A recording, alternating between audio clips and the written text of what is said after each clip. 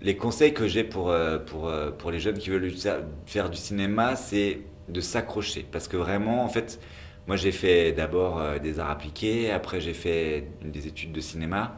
Bah, à la base j'étais peintre, mais j'ai toujours voulu faire du cinéma. Moi j'ai eu un parcours très alambiqué, on va dire, pour arriver à faire mon premier film aux alentours de 36-37 ans. Et le parcours pour y arriver est un parcours du combattant. Et si c'est quelque chose qui est aussi viscéral et qui est aussi puissant en vous, en fait, d'avoir envie de raconter des histoires, de se sentir quand même légitime pour le faire, d'avoir quand même une haute estime de soi quand même sur ça, on peut vraiment se sentir comme une merde sur plein de choses, mais ça, de ne jamais douter en fait qu'on est fait pour ça, qu'on a envie de faire ça, c'est vraiment de s'accrocher et surtout de travailler tout le temps en fait. C'est-à-dire que faut faire des études, tout ça et tout ça, mais surtout il faut être productif.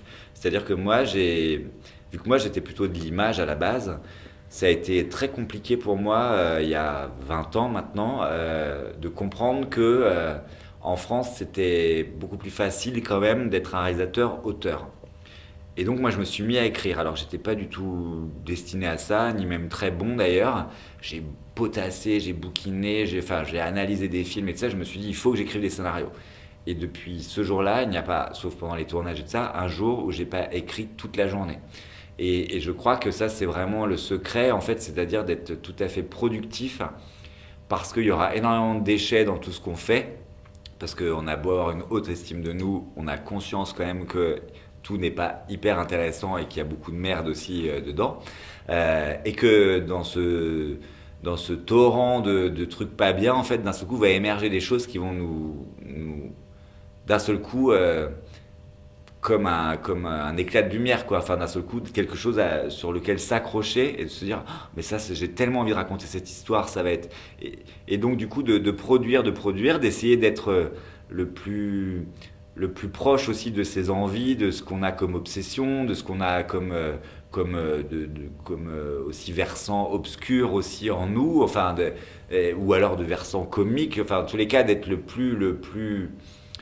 plus personnel en fait quoi, en n'oubliant jamais ce que je disais aussi juste avant, que c'est une industrie. Mais ça c'est quelque chose, évidemment quand on a 20 ans ou quand on a 17, on se dit on s'en fout. Et moi quand j'avais 17 ans je pensais que j'allais révolutionner le cinéma mondial, hein. Donc après on redescend un peu parce que quand même le parcours est quand même très difficile et qu'il faut s'accrocher, faire aussi des petits boulots à côté. Justement moi c'est ce que j'ai fait tout le temps, de faire des petits boulots pour quand même avoir de quoi payer le loyer et à manger et tout ça quoi, mais que tout le reste du temps j'utilisais pour écrire et puis pour finaliser des projets, pour pouvoir les faire lire en fait, et puis quand on se prend une balle dans la gueule de rebondir et tout ça, mais c'est quand même une succession pardon aussi d'échecs et de parfois d'humiliation aussi, de grande tristesse et tout ça quoi, mais allez on se remet sur pied et on recommence parce que on sent que c'est là où on va prendre du plaisir et que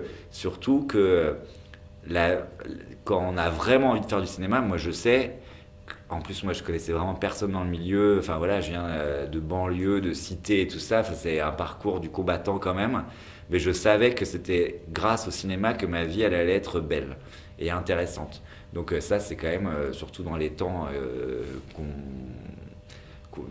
dans les temps actuels qui sont quand même difficiles et tout ça, juste déjà de se dire qu'on va réussir sa vie, c'est déjà quand même pas mal comme projet quoi.